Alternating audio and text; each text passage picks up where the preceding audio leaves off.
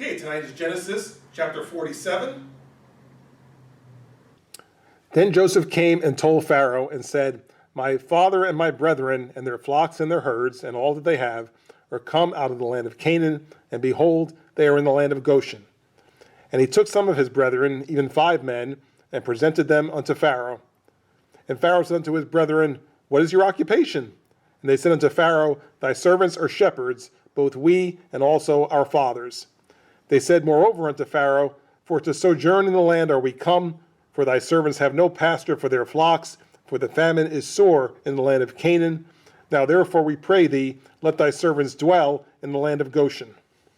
So as the chapter begins, now Joseph is preparing to introduce some of his family to the Pharaoh. All right, as you see in 47, he's told Pharaoh, here my father, my brethren, they've come out of the land of Canaan and so forth. Okay, in verse 2, he says, took some of his brethren, 5 of them, presented them to Pharaoh to meet them. All right, and in the 3rd verse, now Pharaoh asks him a question. And to me, the interesting part about this is Joseph tipped them off that he would probably ask them this question at the end of the previous chapter. If you recall, the end of chapter 46, Joseph had told his brothers, listen, whenever you meet Pharaoh, he may ask you, what's your occupation? And you may think, well, gee, we don't want to tell him that we're shepherds, because shepherds are looked down upon in Egypt. And Joseph said, don't worry about that. Just be truthful and say what you do. And so here it is in verse 3. Pharaoh said to his brethren, what's your occupation? And they said to Pharaoh, just as they were told, thy servants are shepherds, both we and also our fathers. Right? In other words, this has been the family business. All right? We've been shepherds. We take care of our sheep, our herds, our flocks, our things that we grow, and so forth. All right? That this is what we do. So in 4 it says, furthermore, right? We're happy to be here because even for the sake of our flocks, of our sheep, that they can eat better here. Right? It says, for to sojourn in the land are we yet come, for thy servants have no pasture for their flocks, for the famine is sore in the land of Canaan. Right? That the way that I read that this was about is that where they were located in Goshen would have been maybe more a little bit down in the valley, where maybe for whatever rain there was may have more accumulated there, and so there was perhaps grass that grew that the sheep could eat, the flocks could eat, whereas in Canaan where they were before, it was almost like a desert, so there was like nothing even for their flocks to eat. So that's why I said we're even happy to be here for the sake of our sheep, because they can eat better here. The famine in Canaan was affecting them as well. So that's why it says, now therefore we pray thee, let thy servants dwell in the land of Goshen. Right? I mean, we're happy to be here. Our sheep are happy to be here because they'll eat better here than they did back there. And Pharaoh spake unto Joseph, saying, Thy father and thy brethren are come unto thee. The land of Egypt is before thee. In the best of the land make thy father and brethren to dwell. In the land of Goshen let them dwell. And if thou knowest any men of activity among them, then make them rulers over my cattle. Now as the Pharaoh speaks to Joseph, not sure if it was at the same time or maybe right after that he says, he's glad that your father and your brothers have come. He says, they should make themselves at home, basically. In verse 6 it says, in the best of the land make thy father and brethren dwell in the land of Goshen. Right? And so tell them to make themselves at home. Give them a good spot to live. I'm happy that they're here. I'm happy for you that they're here. And now at the end of verse 6, it even throws out a little extra offer, if you will. It says, if thou knowest any man of activity among them, then make them rulers over my cattle. So in other words, having heard that the brothers are shepherds by trade, that they're accustomed to taking care of livestock, this is their business, this is their livelihood, what they've always done. So Pharaoh says, hey, I got cattle too, they could use some good taking care of. So if you have any brothers that are good at this, let me know. We'll put them over my cattle, right? Maybe you can give them, good positions as shepherds over my flock as well, because again, all part of trying to make his family feel at home, let them use their talents, and hey, I can benefit too if my cattle can be taken care of by men who have done this their whole lives. And Joseph brought in Jacob his father and set him before Pharaoh, and Jacob blessed Pharaoh. And Pharaoh said unto Jacob, How old art thou? And Jacob said unto Pharaoh, The days of the years of my pilgrimage are 130 years. Few and evil have the days of the years of my life been, and have not attained unto the days of the years of the life of my fathers in the days of their pilgrimage. So having met some of the brothers of Joseph, now next up is the Pharaoh gets to meet Joseph's father, Jacob. And so here in 7, it says, Joseph brought in Jacob, his father, set him before Pharaoh. This is Jacob blessed Pharaoh. And Pharaoh in conversation says, Hey, how old are you? As you see in 9, it says, he's 130 years old. So again, this gives you some idea as to how much time has passed. And I suppose you could use it to go back and figure out how old he was at different times when different things happened. But the way he puts it, though, in verse 9, is it says, The days of the years of my pilgrimage, 130 years, few and evil have the days of the years of my life been. Right? So what does that mean when he says that evil have the days of the years of my life been?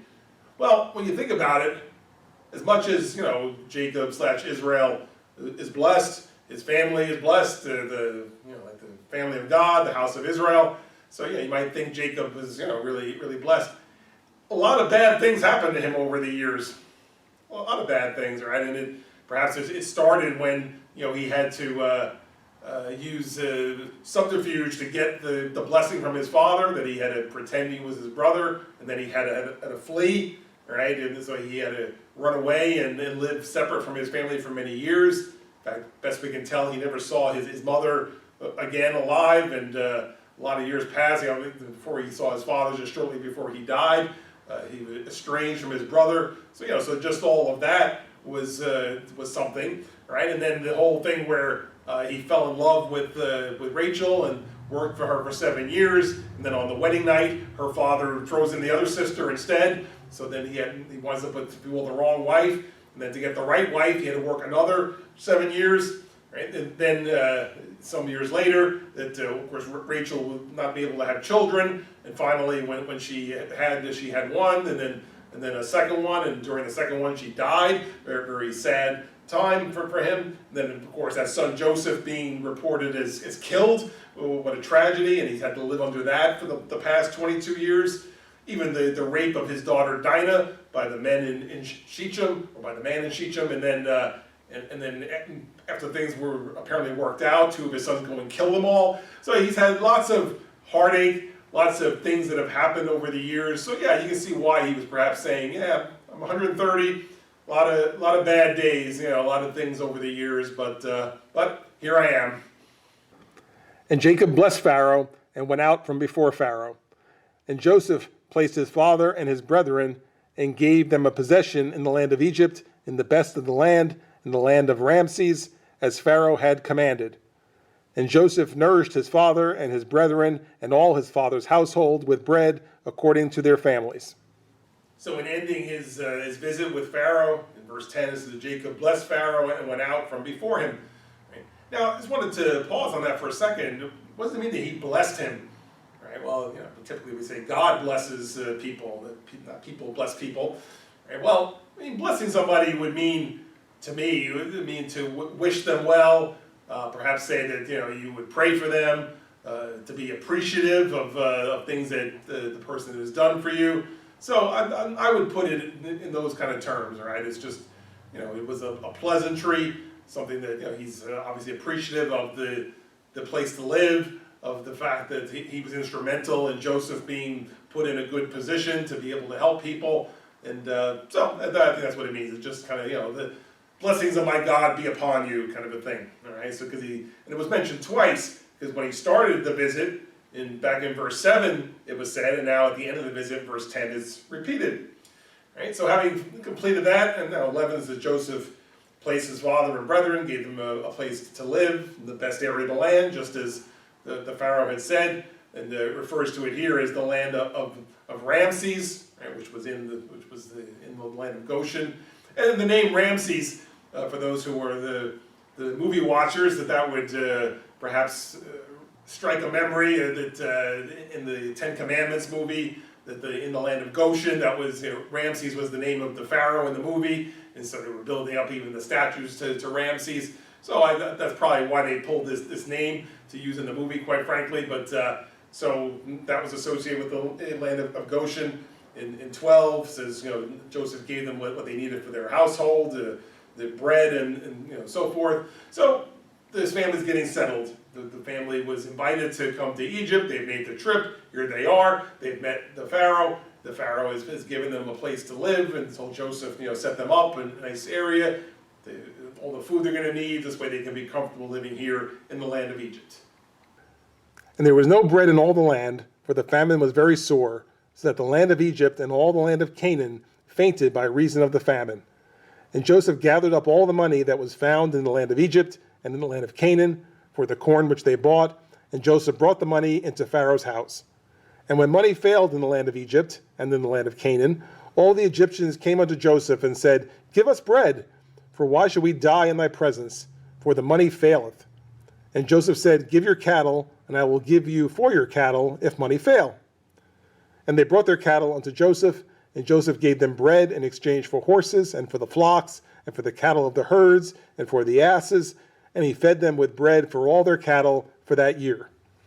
So now having completed that task of getting his family to come to Egypt and getting them all settled in, now Joseph turns his attention back to the program of overseeing the distribution of food to all the people affected by the famine. Right? And now what's happening in these next verses is it's getting worse. See, in 13 it says there was no bread in all the land, for the famine was very sore. Right? And so in 14 it says Joseph gathered up all the money that was found in the land of Egypt and the land of Canaan for the corn which they bought. Right? What that means is that everybody's money is running out. When it says that Joseph had all the money, all the money in the land, you think of what money would be, right? So imagine some town, right? Everybody's got forgetting about things like bank accounts and ATMs, whatever. Let's just assume that the dollars in everybody's house, that's all the money there is. And now you keep paying me for something and you're not able to make any more money. Well, eventually I've got all the money, all right? So I've got all the money here in the house of Pharaoh. Nobody else has money. So what kind of business can we conduct now? I have corn for sale, but nobody has any money left. So what's going to happen? It says, well, in 15 it says, when the money failed in the land of Egypt, the land of Canaan, that the Egyptians came and said, Give us bread, for why should we die in my presence? For the money fails.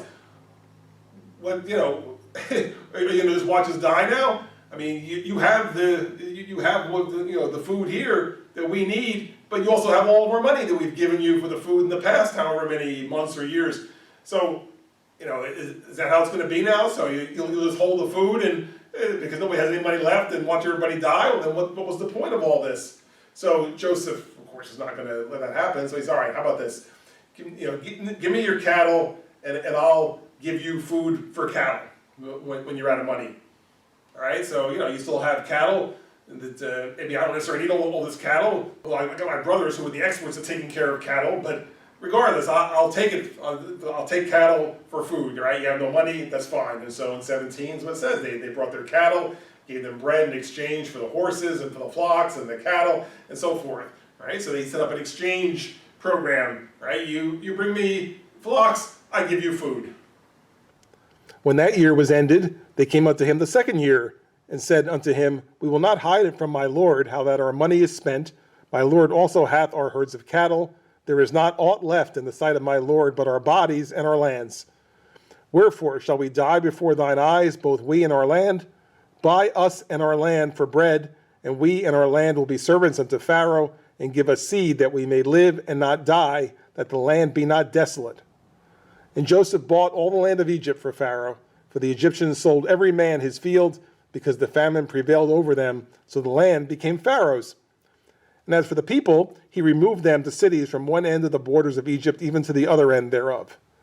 Only the land of the priests bought he not, for the priests had a portion assigned them of Pharaoh, and did eat their portion which Pharaoh gave them, wherefore they sold not their lands.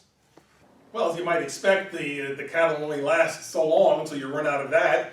So in 18 it says, when that year was ended, that they came to the next year and said, okay, money's gone, cattle's gone, all right, and we have nothing left. It says nothing left, it says in 18, but our bodies and our lands, all right? So if you want to pay me for my body, whatever, but that's all I have left, my body and my land. You have all the money, you have all the cattle, and we still need food. So 19 it says, you know, we can all die and stuff, right? I mean, what are we going to do? So it's proposed, how about you buy the land? Right? It says, buy us and our land for bread, and we and our land will be servants unto Pharaoh, and give us seed that we may live and not die, the land be not desolate. Okay, so that was the proposal. I mean, both that we would, you know, sell ourselves to be servants, right? But also sell you our land. This way we get money and we can turn around and buy more food from you. So they're desperate. I mean, obviously, you know, it may seem like they were over a barrel here, you know, having to give up their land and everything they have, but what good is it if you die of starvation? So they're willing to give whatever they have. And again, Joseph, wanting to do the right thing here, he agrees. In 20 it says, Joseph bought all the land, all the land, and so the Egyptians sold every man his field because the famine prevailed over them, so all the land became Pharaoh's. And for the people, he removed them from that land and to other places where he could place them, right? And so, you know, it was quite a job really that he had to do. So it wasn't just being like a shopkeeper, you know, if he was running a little store here and say, okay, 2 bags, $10 or whatever, right? It's much more complicated because it's lasting for 7 years. There's no new crops being grown. The people are starving to death. So he's being as flexible as possible. First taking cattle for it, now taking land for it and arranging, you know, okay, I'll buy your land for this much, and maybe I'll give you this much if you want to be our servants. And then they had that so they could buy more food and continue to exist, right? And then a little footnote is added in 22 about the priests, which you know, is pointing out that the priests, as said, had a portion assigned to them, you know, I guess a portion of the food that they would get as part of their pay. So therefore, the priests weren't running out of it, right? That they didn't have to sell their land and stuff, as it says in 22, because they already had food coming into them as part of their pay. So they were an exception to the rule. But other than that, everybody else had to sell their land to Joseph and the Pharaoh. The money that they received then was used to buy food so they can continue to exist going forward. Then Joseph said unto the people, Behold, I have bought you this day and your land for Pharaoh. Lo, here is seed for you, and ye shall sow the land. And it shall come to pass in the increase that ye shall give the 5th part unto Pharaoh, and 4 parts shall be your own, for seed of the field, and for your food, and for them of your households, and for food for your little ones. And they said, Thou hast saved our lives. Let us find grace in the sight of my Lord, and we will be Pharaoh's servants. And Joseph made it a law over the land of Egypt unto this day, that Pharaoh should have the 5th part, except the land of the priests only, which became not Pharaoh's. Now here Joseph makes an interesting arrangement with the people, right? And if you look at it quick, you might think that they were being treated poorly in this, but it's not the case. Right? In 23, Joseph, okay, behold, I bought all your land. Right? So we own it all. Now here's what I want you to do. Here, I'm going to give you seed, and you're going to go and plant in the land. That's now our land, you know, that we bought from you. And you know, and if they were in fact also supposed to be servants, then you know this was their assignment. Interesting, right? This is your assignment, right? That land that you sold us, here, take this seed that Pharaoh is providing and go plant on your land, right? And then in 24 it says it shall come to pass in the increase. In other words, whatever you get, whatever grows, whatever can be sold, you're going to give the 5th part of that, or 1/5 or 20% of that to Pharaoh, and the rest of it will be your own. Okay, so that's the deal. All right, so it's like 20% goes to Pharaoh, and the rest you keep. Now, like I said, you might look at that quickly, and you know, in some parts of the scripture we saw where you know, like evil kings would levy some kind of a huge tax on people, and you know, so you say, wow, 20% of everything they had to give to Pharaoh. That might seem like a lot. Well, how much of it was really theirs? None of it was theirs. See, I want you to understand that. None of it was really theirs in this case. It was no longer their land. They had already sold it. It wasn't their seed. It was given to them. So the only thing they were providing was the labor. And even that, I mean, if they had sold themselves as servants, they didn't even own their own labor. So they're using all of Pharaoh's material, his land, his seed, his servants' labor, and growing the crops and then selling them, and I get to keep 80% of that. That's pretty generous. That's pretty generous in my opinion, right? That's like an 80% commission on whatever was going to be made. But really, they were entitled to nothing. They were entitled to nothing, and yet they got to keep 80% of what grew from their labor. That's a very generous offer, if you think about it that way. And I can't help but point out that really, we today should look at things in a similar way. Like when we talk about tithing to God. We've at times said, tithing would mean if you follow it to the letter, that you would give 10% to God, to the church, or whatever, right? 10%. And a lot of people say 10%. Oh my, that's way too much to give. I can't afford to give that much. Or that's a lot to ask for, 10% out of all my income. Right?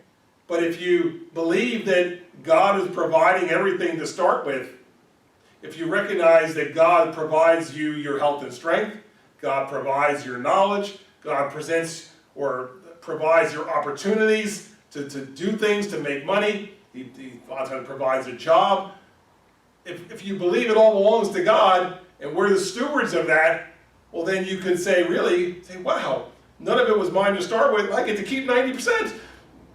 See, that's the way to look at it, is that it all belongs to God anyway, and He lets us make use of a very large portion of what is in front of us, or what's in our quote, possession at any given time. So that's what's happening here, is they got to keep 80% of everything that they grew. So 25, they're saying, hey, you've saved our lives, all right? You've saved our lives by this arrangement. I mean, giving us money for our land, and now we get to use the land and keep 80% of that. That's great. It says, yeah, we'll be Pharaoh's servants under those circumstances, all right? And then 26 says, so Joseph made a law that Pharaoh got only the fifth part, all right, and everything else was kept by the ones who were growing it, right? And again, it throws in the exception for the priests, who their land was still their own, so they got to keep everything. So this was what Joseph enacted. Again, a very wise man, a very caring man, caring about the people. It wasn't all about, ooh, this is a great chance to soak you of all your money and we'll get wealthy and you'll be poor. I mean, it was a tough situation with the famine, but he tried to find creative ways to get the people to exist without just giving it all away. See, at no point did it just say, okay, you know what, all the food is here, just come and take whatever you want, right? Because if you would have done that, it would have all been gone, 1, 2, 3, and then there'd be none left for anybody.